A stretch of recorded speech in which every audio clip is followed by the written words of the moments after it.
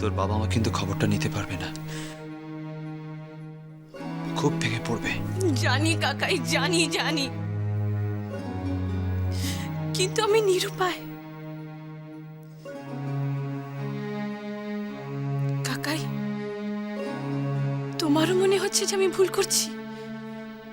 না না, তা কেন? দেখ, আমি তো রুদ্রকে চিনিই না, আর তুইও আমার সঙ্গে আলাপ করাসনি। তবে আমার তোর উপর আস্থা আছে, রুদ্র ভালোই হবে, নিশ্চয়ই ভালো হবে। তাহলে তুই কেন ওকে ভালোবাসবি বল? কিন্তু নলিনী, চিন্তাটা কোথায় হয় জানিস?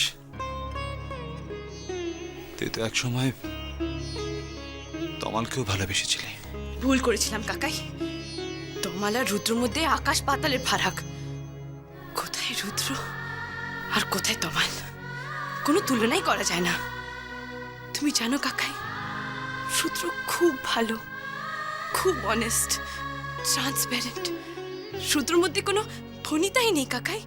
ও তো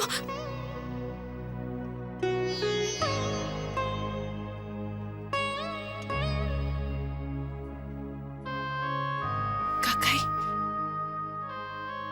তুমিও কি রুদ্রকে মন থেকে মেনে নিতে পারবে না? না না, তা কেন? দেখবো আমি। মৌরির বেলায় তো তুমি,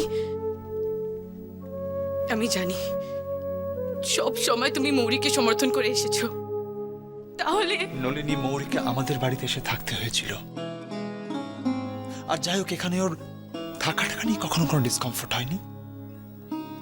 নিখিলকে মৌরির বাড়িতে গিয়ে থাকতে হয়নি, মৌরিকে অ্যাডজাস্ট করতে হয়েছিল। তোকে কিন্তু রুদ্রর বাড়িতে গিয়ে থাকতে হবে।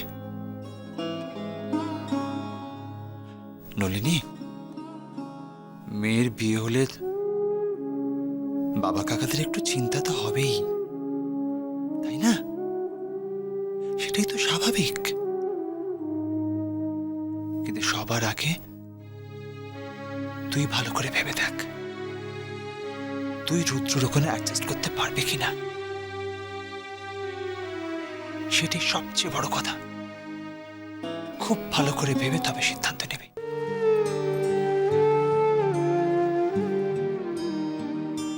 মিলি, আজ আমি আসছি। তুমি কাল আসবে তো? সত্যি বলছো? আসবে তো? আসবো মিলি, আসবো। হ্যাঁ, আমি কাল আসবো, সত্যি বলছি। বিশ্বাস হচ্ছে না আমাকে? মিলি, আমি তোমাকে পড়ানোটা কোনো দিনও ছাড়বো না। এবার তো একটু হাসো। আমার গোমরা মুখ মিলি একদম পছন্দ না।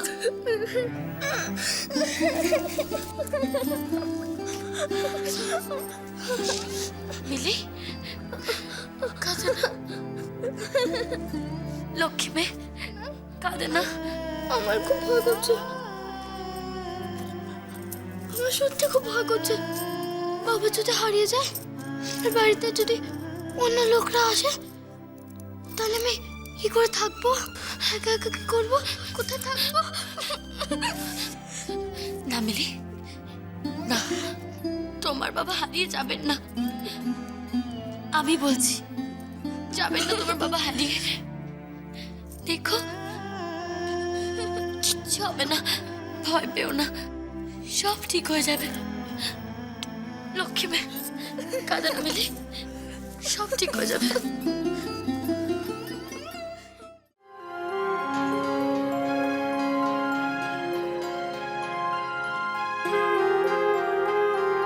আমরা লেট হয়ে গেছি। 5 মিনিটস দাঁড়াও না, এক্ষুনি আসছি ও।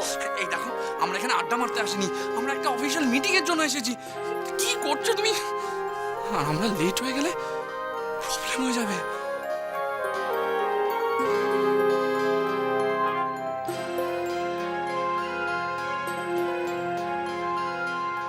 হ্যাঁ, হ্যালো, কে? তোমরা কোথায়? Yes sir. এখনো কোনো পৌঁছওনি কেন? বলেছিলাম না ইটস ভেরি আর্জেন্ট। হ্যাঁ, ইয়েস স্যার, রাইট স্যার। তুমি যে এতটা ইররেসপন্সিবল তোমাকে দেখে তো আগে মনে হয়নি।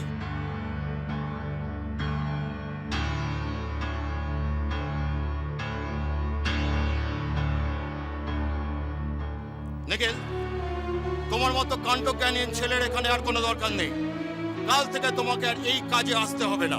You are fired. আমি তো এখনো বিশ্বাসই করতে পারছি না। তুমি তুমি বিশ্বাস করতে পারছো যে আমার চাকরিটা চলে গেছে? আবার সেই অনিশ্চয়তা, আবার। তুমি তুমি ঠিক করেছো আমার সাথে না এসে, ঠিক করেছো। আমার তো তোমাকে ভালোবাসার কোনো যোগ্যতাই নেই।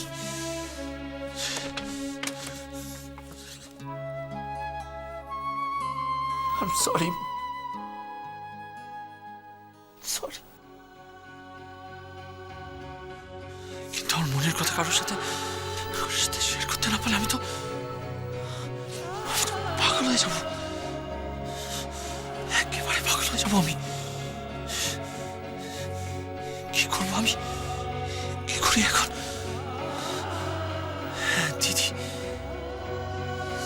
দিদির কাছে যাই আমি। দিদি, তুই? আমি আমি ভালো আছে, তুই এসেছিস। আমার কি হবে নিখিল? আমার কি হবে? ভয় দুশ্চিন্তায় আমার তো ঘুমিয়ে আসছে না। তুই ছাড়া আমার এই প্রবলেমটা আর কেউ বুঝবে না নিখিল।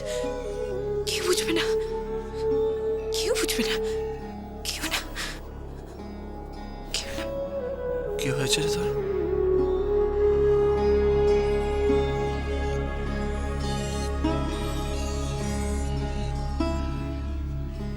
রুদ্র? আমি জানি যে রুদ্রকে বাড়ি থেকে কেউ মেনে নেবে না, কেউ মেনে নেবে না, কেউ মেনে নেবে না। অথচ আমি রুদ্র ছাড়া আর কাউকে বিয়ে করতে পারবো না নিখিল। আমি আর কাউকে বিয়ে করতে পারবো না, আমি আর কাউকে বিয়ে করতে পারবো না, আমি কাউকে বিয়ে করতে পারবো না। তোর মনের কথাটা রুদ্র জানে? তোর দায়িত্ব নিতে রুদ্র রাজি? রাজি? তাহলে তাহলে প্রবলেমটা কোথায়?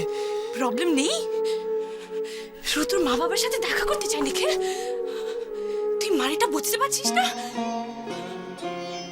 মৌরির কথাটা আমি আজ অব্দি রুদ্রকে বলে উঠতে পারিনি।